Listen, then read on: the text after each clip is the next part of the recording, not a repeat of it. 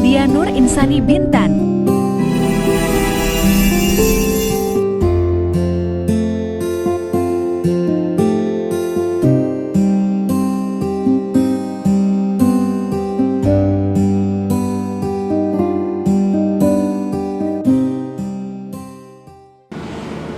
Assalamualaikum warahmatullahi wabarakatuh.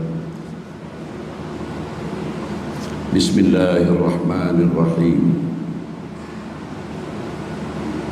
Bismillahi tawakkaltu 'ala Allah. Wala haula wala quwwata illa billahil aliyyil 'azim.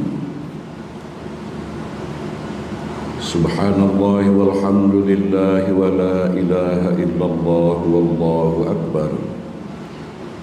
Wa la hawla wa la quwwata illa billahil azizil hakim. Subhanallah walhamdulillah wa la ilaha illallah wallahu akbar. Wa la hawla wa la quwwata illa billahil azizil hakim. Subhanallah walhamdulillah wa la ilaha illallah wallahu akbar. Wa la hawla wa la quwwata illa billahil azizil hakim. Sallallahu ala sayyidina Muhammad sallallahu alaihi wasallam wa ala alihi wa sahabatihi ajma'in. Rabbi shrah li sadri wa yassir li amri wahlul 'uqdatam min lisani yafqahu qawli. Rabbi hab li hukman wa alhiqni bis salihin waj'al li lisana sidqin fil akhirin wa adkhilni min warathati jannatin na'im. Subhanaka la ilma lana illa ma 'allamtana innaka antal alimul hakim. Amma ba'd. Yang dirahmati dan dimuliakan oleh Allah, saudara-saudaraku hadirin wal hadirat, jamaah salat Fardhu Maghrib yang berbahagia. Alhamdulillah, pada petang hari ini kita atas izin dan inayah Allah, kita telah dapat melaksanakan aktiviti-aktiviti kita sepanjang hari tadi. Hingga ke petang ini kita dapat memenuhi kewajiban kita sebagai hamba Allah yang beriman, menunaikan salat Fardhu Maghrib berjamaah. Dan juga semoga apa saja aktiviti kita hari ini tadi merupakan tambahan amal-amal kebajikan. Amal kebajikan apapun yang kita perbuat sepanjang hari tadi. Dan kalaupun ada perbuatan aktiviti kita yang tidak berkenan pandangan Allah, yang tidak berkenan di pandangan sesama manusia, semoga kita sadar, semoga kita dapat berazam untuk mengubahnya menjadi perbuatan yang baik.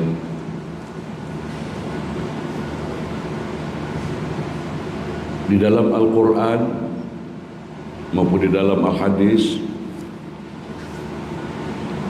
intisari, kesimpulan dari segala amal ibadah kita harus mengandung nilai amal soleh, harus mengandung iman dan amal soleh. Saya kutip 2 ayat saja, banyak ayat, tapi 2 ayat saja yang saya yakin tuan-tuan dan puan-puan sudah selalu mendengarnya. Laqad khalaqnal insana fi ahsani taqwim. Sesungguhnya dalam penciptaan manusia itu adalah seindah-indah kejadian. Apapun yang diciptakan oleh Allah di muka bumi ini, apakah pokok, apakah hewan ternak, apapun juga, gunung ganang, Kitalah manusia, insan yang paling indah diciptakan oleh Allah Subhanahu wa taala. Namun di ayat berikutnya, "Tsumma radadnahu asfala safilin." Setelah kita diciptakan dalam seindah-indah kejadian, kemudian kita akan diperosokkan ke dalam perosok yang sangat dalam, akan dihinakan. Nah, ayat selanjutnya, orang yang tidak terperosok, tidak hina sehina-hinanya, illal ladzina amanu wa 'amilus shalihat, kecuali orang-orang yang beriman dan beramal soleh. Perhatikan ini tuan-tuan dan puan-puan, agar kita tidak dihinakan oleh Allah di dunia dan di akhirat, illal ladzi, kecuali orang-orang yang beriman dan beramal soleh. Namun saya minta maaf, berulang-ulang kali saya sentuh, kita selalu menyebut atau mendengar kata takwa. Kita selalu mendengar dan menyebut kata syukur. Kita selalu mendengar kalimat Islam. Kita selalu mendengar kalimat iman. Tapi maaf tuan-tuan dan puan-puan, kalau kita mau jujur, sudahkah kita terus mencari apa maksud takwa itu? Apa makna syukur itu? Apa makna sabar itu? Apa makna Islam itu? Apa makna iman itu? Karena inilah bekal tuan-tuan.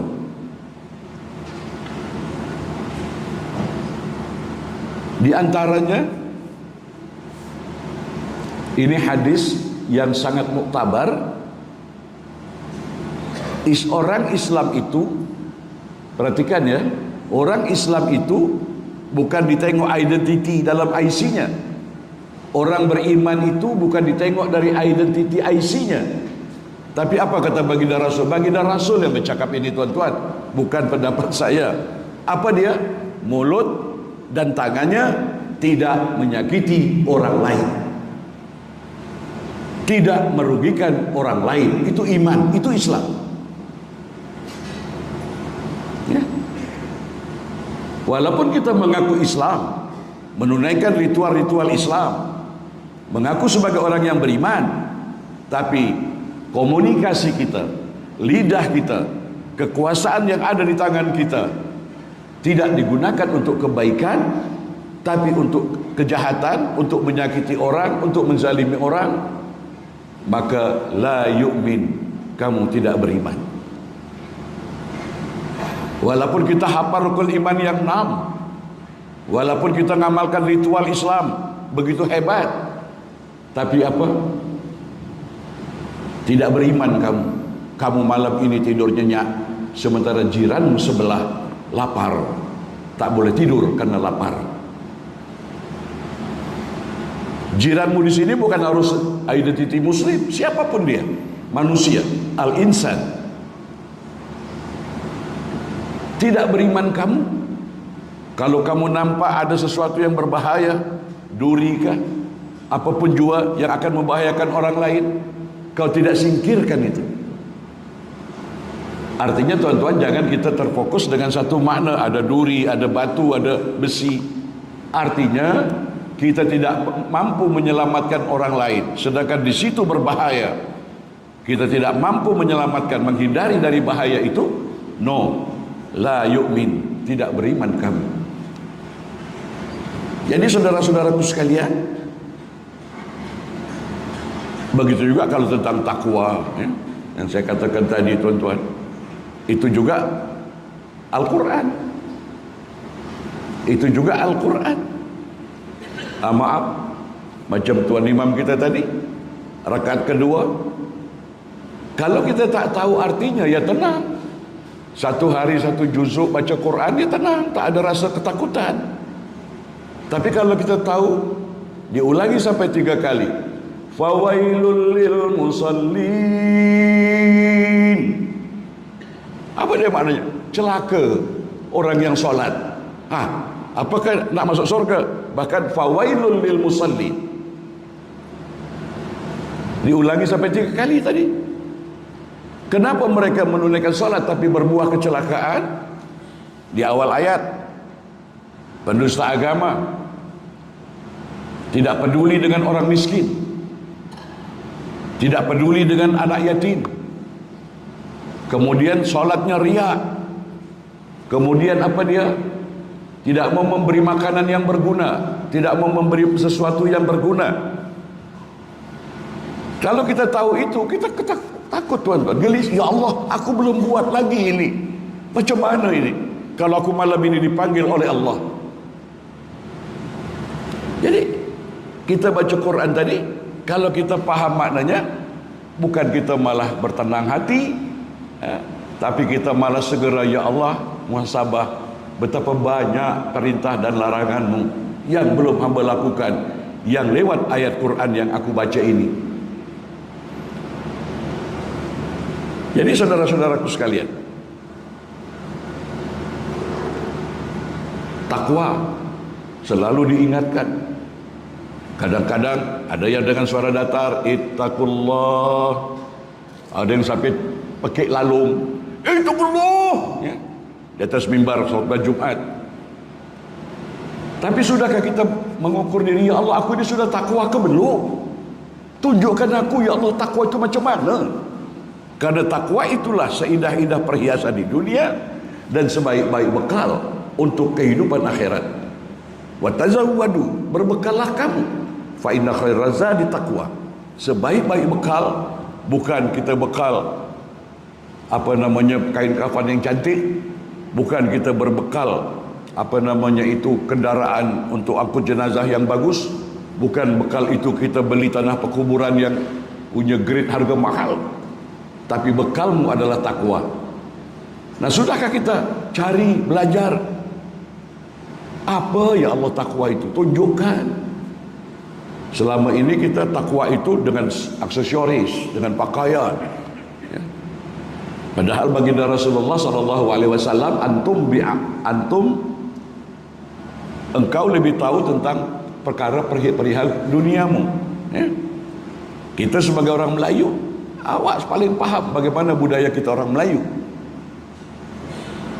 Jadi saudara-saudaraku sekalian, kita jadi menganggap takwa itu dengan aksesoris, dengan pencitraan, dengan penampilan, dengan komat kamit di mulut. Padahal berkali-kali saya sampaikan tuan-tuan, awal-awal kita buka Al-Quran, Alif Lam Mim, Zalikal Kitabu La Raiba Fihi. Inilah kitab Al-Quran yang di dalamnya tidak ada keraguan sedikit pun. Hudan lil muttaqin, panduan, pedoman, petunjuk bagi orang yang ingin mencapai derajat takwa. Terus kelanjutan ayat tadi, siapa orang takwa tadi? Adakah tidak di dalam diri kita? Allazina yu'minuna bil ghaib. Orang yang beriman, orang yang percaya kepada yang gaib. Ini pun jarang kita kaji, ya Allah, apa yang gaib itu? Bagaimana aku percaya kepada yang gaib itu? Saudara-saudaraku sekalian, kemudian ini kalau kita uraikan panjang sangat. Kemudian yang kedua, orang yang bertakwa itu apa dia? Wa yuqimunas shalah. Wa yuqimu, bukan wa'mur bis salat, bukan kerjakan salat, tapi tegakkan nilai-nilai salat. Itu orang takwa. Macam mana menegakkan nilai-nilai salat dalam kehidupan? Sudah banyak kali saya sampaikan tuan-tuan.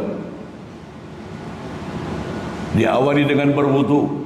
Orang yang bertakwa itu bersih, suci zahir dan batinnya, karena setiap hari dilatih untuk bersuci taharah.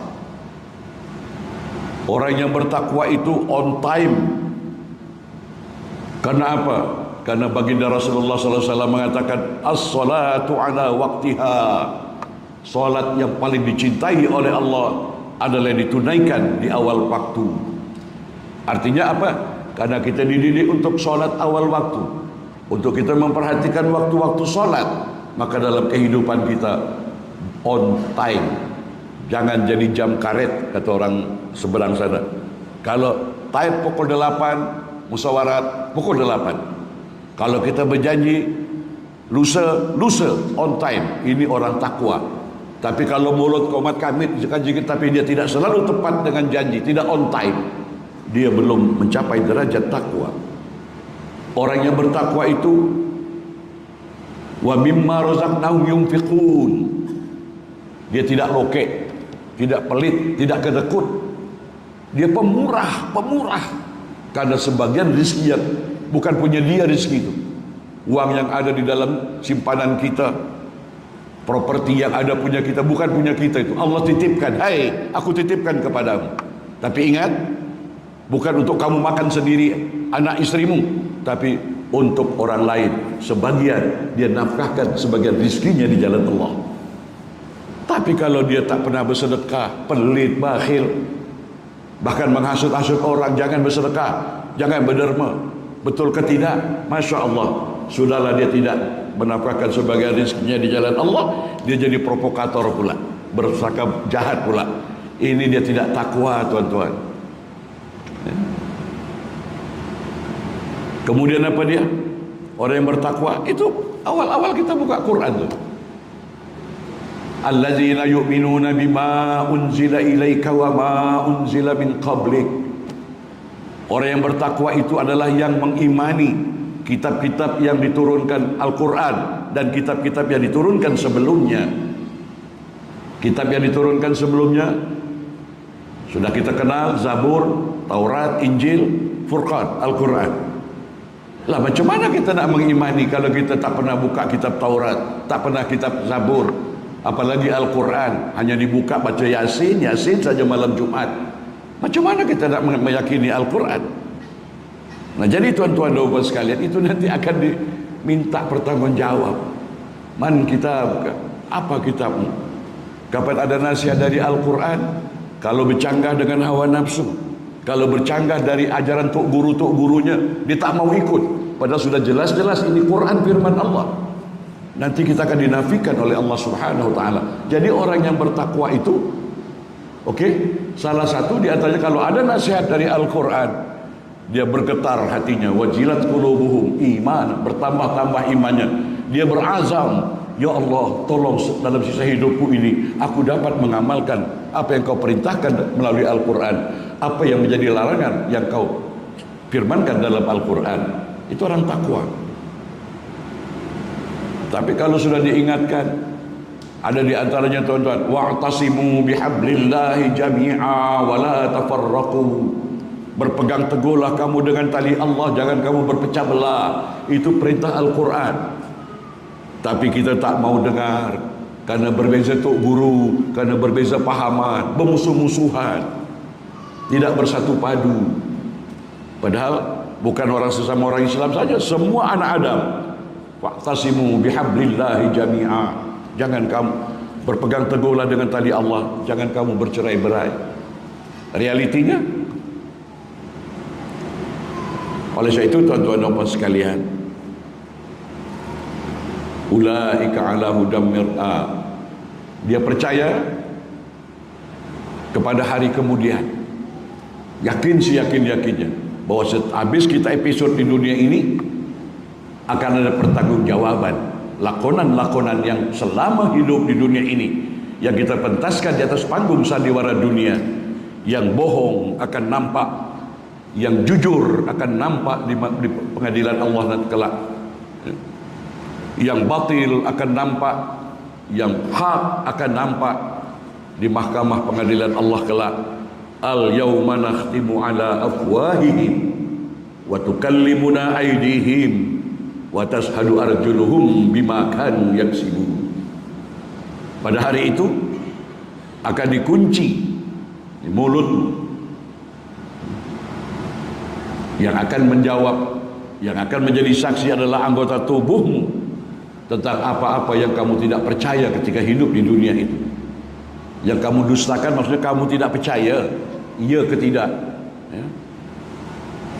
Jadi tuan-tuan dan puan sekalian, barulah kita akan dapat janji Allah, ulaika ala hudam mir rabbihim wa ulaika humul muflihun. Itulah mereka yang mendapat petunjuk dan mereka yang akan mendapat kemenangan. Jadi saudara-saudaraku sekalian,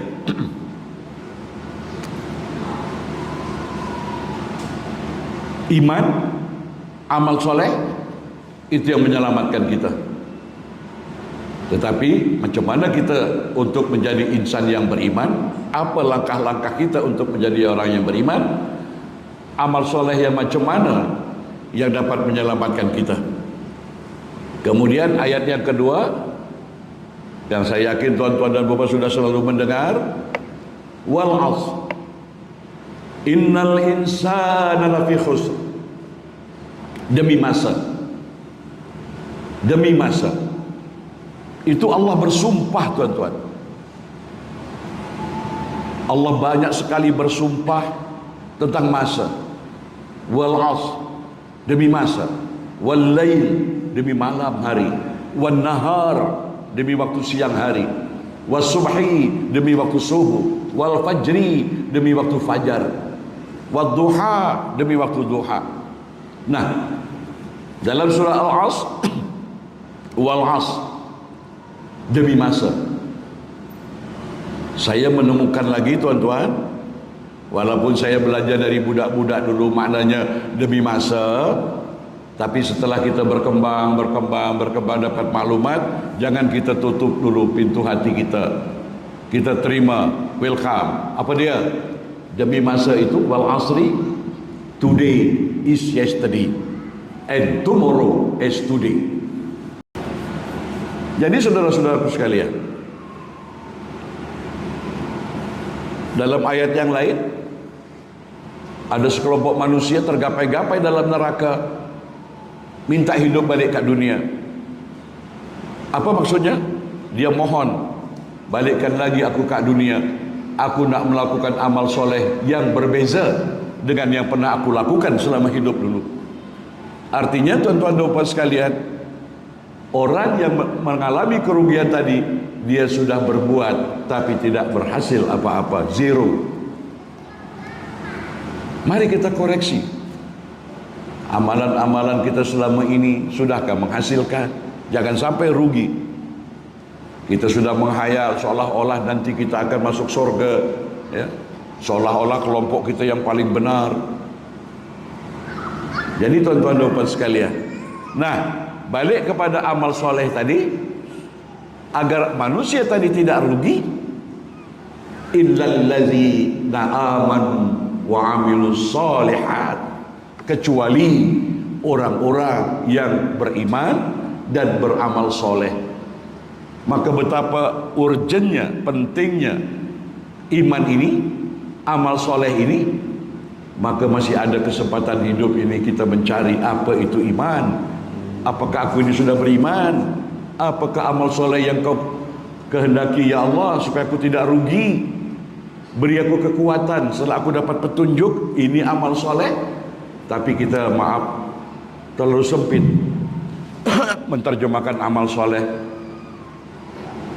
mencuaikan tanggung jawab keluarga, mencuaikan tanggung jawab kita sebagai masyarakat di tengah masyarakat. Konon-konon habis di tempat-tempat ritual. Itu amal soleh juga, tapi amal soleh yang berkaitan dengan Allah. Sedangkan ada amal soleh yang berkaitan dengan hablum minan nas.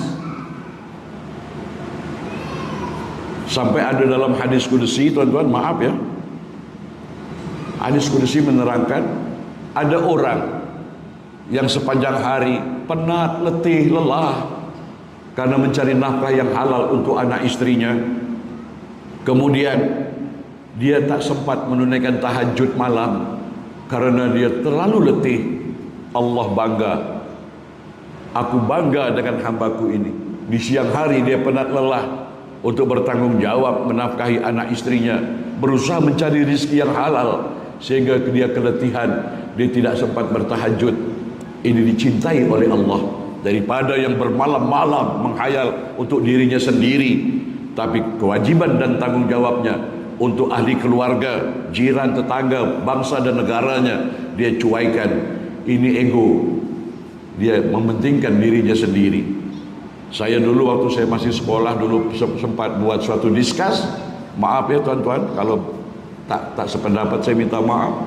Orang yang pegang steering, cari nafkah bawa taksi, kuli bangunan, orang yang pegang cangkul agar tanah tadi tidak menjadi tanah terbiar, banyak tanam-tanaman yang dapat dinikmati, lebih mulia daripada orang yang berjam-jam ya dapat pahala untuk diri dia sendiri. Dia tidak memperhatikan di sekitarnya, anak istrinya, jiran tetangganya. Padahal kalau kita berjaya dengan pegang steering tadi, ada kelebihan rezeki. Dia mampu mengeluarkan zakat, dia mampu mengeluarkan sedekah, dia dapat tolong orang. Ya, kalau dia pegang cangkul, jangankan orang petani itu saja, burung-burung yang memakan tanaman tadi menjadi amal soleh orang yang memegang cangkul ini tadi. Tapi karena kita sudah terbuai ritual-ritual tadi tuan-tuan, berjam-jam kita habis gitu aja. Ya kalau dapat, hanya kita, anak istri tak dapat. Kalau tak dapat, Masya Allah. Nah jadi oleh sebab itu amal ibadah tadi ya, sangat luas. Selepas kamu tunaikan sholat, faiza qudiyatis sholat, setelah kamu selesai menunaikan sholat, fantashiru fil ardh, bertebaranlah kamu di muka bumi. Selepas sholat Jumat, selepas sholat zuhur, selepas sholat subuh ya, jangan buang masa, bertebaran di muka bumi, cari karunia Allah. Karena kamu ada tanggung jawab untuk kemaslahatan dirimu, kemaslahatan ahli keluargamu, kemaslahatan negerimu, bangsamu dan negaramu. Kita harus banyak berbuat. Khairun nas anfa'uhum linnas. Jadi saudara-saudaraku sekalian, jadi kita harus melakukan iman dan amal soleh. Nah, tentang amal soleh ini kita pernah mendengar atau membaca baik dalam Al-Quran maupun dalam Al-Hadis ada kalimat khairukum, sebaik-baik di antara kamu. Kemudian kita pernah mendengar atau membaca khairun nas, yang paling baik di antara manusia. Kemudian kita pernah lagi mendengar khairu ummati, yang paling baik di antara umatku, kata baginda Rasulullah sallallahu alaihi wasallam. Kemudian kita pernah mendengar lagi khairul muslimin, yang paling baik di antara orang-orang Islam, orang-orang muslim. Kemudian khairul amal, amal yang paling baik. Kemudian kita pernah mendengar lagi afdalul amal, amal yang paling utama. Nah, tuan-tuan dan puan sekalian, dalam waktu yang singkat ini kita ukur diri kita. Adakah kita masuk dalam firman Allah atau sabda Rasulullah ini? Yang pertama, manusia yang paling baik, khairun nas, manusia ya, bukan orang muslim saja. Khairun nas, manusia yang paling baik adalah yang paling baik akhlaknya. Ini Rasulullah yang berkata, bukan saya. Saya mengutipkan hadis. Ukur diri kita. Jangan kita merasa perasaan, kata orang Jawa, GR, gede rumongso ya. Ukuran kebaikan tadi adalah kita menjaga akhlak. Kan banyak kita sering dengar ya, oh orang itu ibadahnya hebat tapi akhlaknya jahat, hatinya busuk, hasad, dengki, panas baran ya. Macam. Nah cuman kita mengkaji akhlak tadi sangat sempit, sebatas cara makan. Akhlak itu luas, bukan setakat waktu cara makan, cara minum, ambil dengan tangan kanan. Ya memang betul akhlak itu, tapi perlu lagi luas. Bagaimana nanti Anda nyetir kereta di jalan, ya. Ada rasa sombong, ada rasa emosional, ya. Bagaimana kita nanti di rumah dalam berkomunikasi dengan istri dan anak-anak kita? Apakah sebagai ayah yang ramah tamah, ayah yang lemah lembut, atau mentang-mentang sebagai suami, sebagai ayah mengeluarkan kata-kata yang menyakitkan istri dan anak? Akhlak. Bagaimana cara kita mencari rezeki? Jangan sampai kita potong, apa kata orang tuh? Jangan kita potong rezeki orang, ya. Kita fitnah dia, kita rusak nama baik dia dalam mencari rezeki. Bagaimana cara kita mencari rezeki? Akhlak. Bagaimana kita berkarir? Bagaimana, apa saja akhlak itu luas. Maka ilmu pengetahuan yang paling tinggi nilainya adalah adab. Adab ini adalah akhlak. Tapi kita sangat sempit. Orang yang sudah beradab itu cium bolak-balik gini. Ya, benar, tapi tidak berarti sampai di situ. Ya. Jadi sekali lagi, manusia yang paling baik adalah yang paling baik akhlaknya. Siapa contoh yang paling utama? Baginda Rasulullah sallallahu alaihi wasallam. Innaka la'ala khuluqin azim. Allah Subhanahu wa taala mengiktiraf sesungguhnya engkau Muhammad memiliki akhlak yang agung. Maksudnya jangan kita baca saja, oh Nabi Muhammad akhlaknya mulia. Kita berusaha supaya kita mencontohi uswatun hasanah. Macam mana akhlak Nabi yang agung? Disakiti, dizalimi, tidak dendam. Di saat tak ada apa-apa kat rumahnya, ada orang minta sedekah, dia cari berhutang untuk memenuhi orang yang datang ke rumah minta sedekah. Ini baru kita dapat syafaat selawat Nabi, mengikuti jejak Rasul yang macam itu, ya. Sehingga dihabadikan dalam surah Al-Hadid, ya. Surat Hamim. Kalau pagi Jumat itu kan ada, lepas surat Alif Lam Mim Tanzil, ayat yang kedua, rakaat pertama, rakaat kedua, ya, ada surat Al-Insan. Wa yut'imuna at-ta'ama 'ala hubbihi miskinan wa yatiman wa asira. Innama nud'imukum liwajhillah la nuridu minkum jazaa'an wala syukura. Asbabun nuzul ayat ini, tuan-tuan. Tapi karena kita belum mau belajar, tidak mau mencari maklumat, ya seronok aja dengar itu. Tapi itu, saya kalau baca itu karena saya sedikit sebanyak paham sebab-sebab kisahnya turun ayat ini, menangis kita. Ya Allah, betapa mulia akhlak baginda Rasul.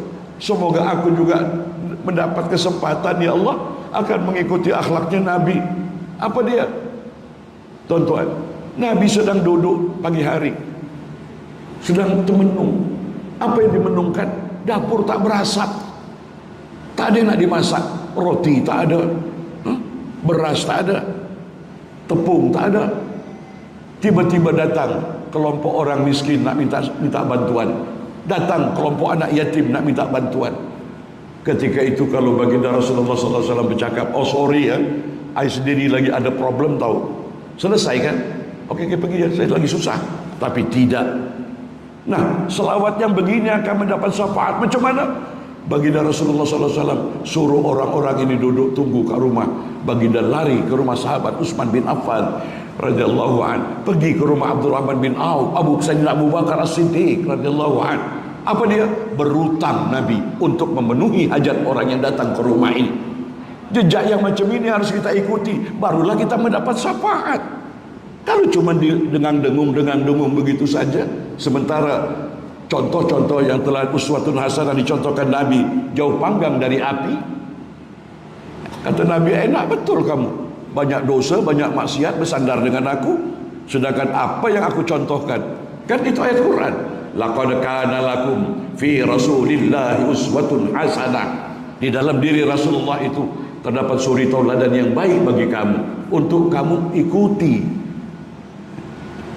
Dalam ayat Al-Quran lagi, qul in kuntum tuhibbunallaha fattabi'uni. Kalau kamu betul-betul ingin mencintai Allah, ikuti aku, kata Nabi. Ikuti di sini bukan aksesoris, bukan budayanya, tapi akhlaknya yang mulia. Kita ikuti, kita contoh. Barulah nanti kita akan dipanggil oleh Rasulullah. Sini umatku, engkau telah mengikuti, mencontohi apa yang aku contohkan selama hidup.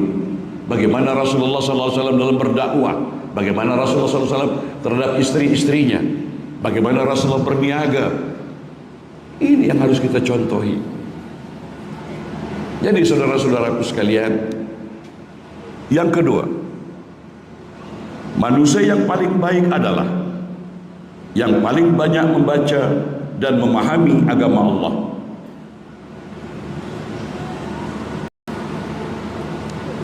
Saudara-saudaraku sekalian,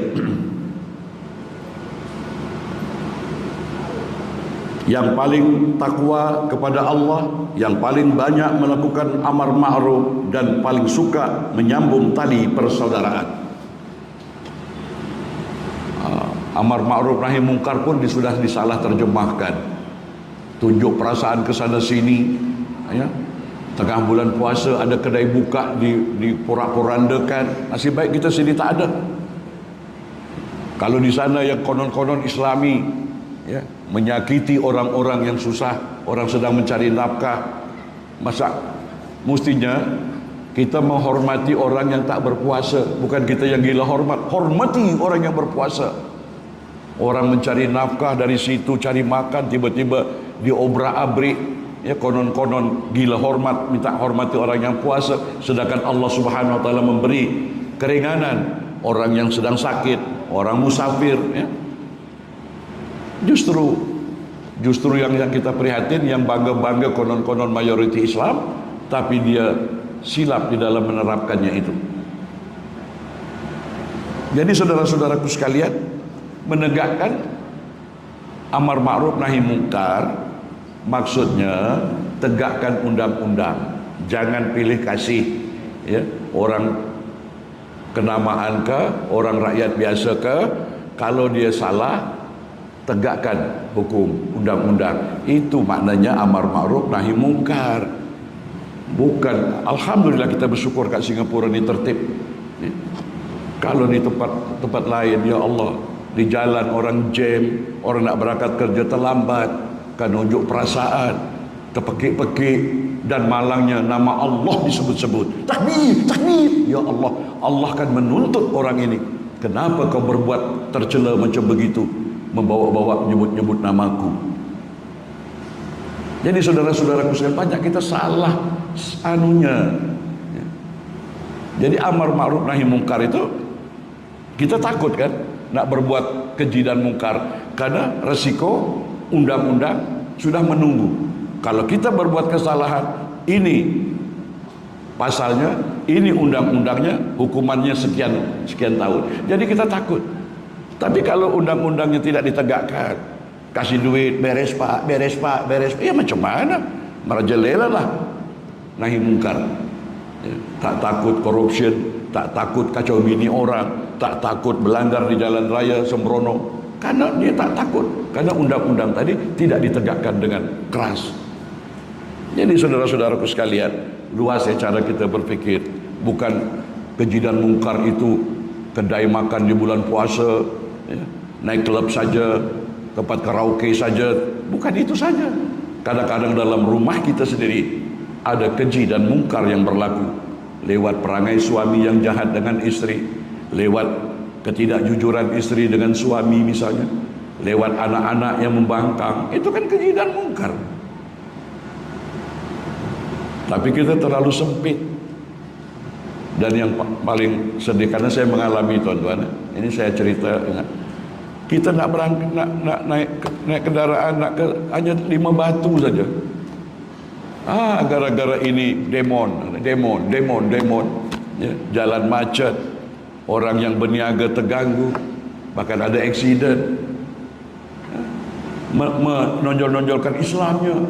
Takbir, takbir. Astagfirullah, astagfirullah, astagfirullah. Bersyukur kita jangan dicontoh itu. Karena kita dekat. Lewat YouTube, lewat cerita-cerita ini kita boleh terpengaruh.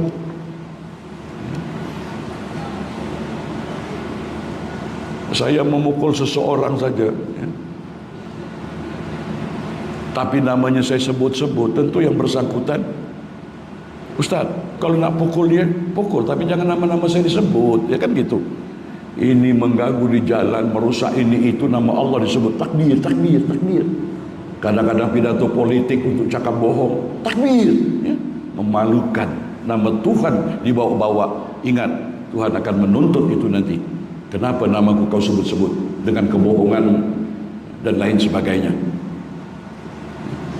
Nah, jadi saudara-saudara, kalau kita mendapat kegembiraan, mendapat kesyukuran, Allahu Akbar, atau kita sedang mengalami sesuatu yang berat, ya, kita sebut Allahu Akbar.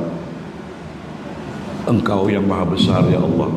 Tapi kalau menzalimi orang, anarkis, mengganggu di jalan raya, anak-anak disuruh berpanas-panasan, dikasih nasi bungkus, ya, dengan takbir-takbir kayak gitu, kadang-kadang lewat ceramah untuk mempertahankan argumen dia dengan takbir-takbir, Masya Allah, na'udzubillah. Sebab banyak kita, tuan-tuan, takbiratul ihram di dalam solat. Mengapa mulutmu mengucapkan Allahu Akbar, tapi perangaimu bukan takbir, melainkan takabur. Takabur itu, ya. Kalau kita merasa yang paling hebat sendiri dan lain sebagainya. Jadi insya Allah 1 menit lagi, tuan-tuan, ya, masih banyak lagi yang akan kita sampaikan. Insya Allah nanti Sabtu hadapan kita lanjutkan, kalau ada umur, ada rezeki, ada kesehatan.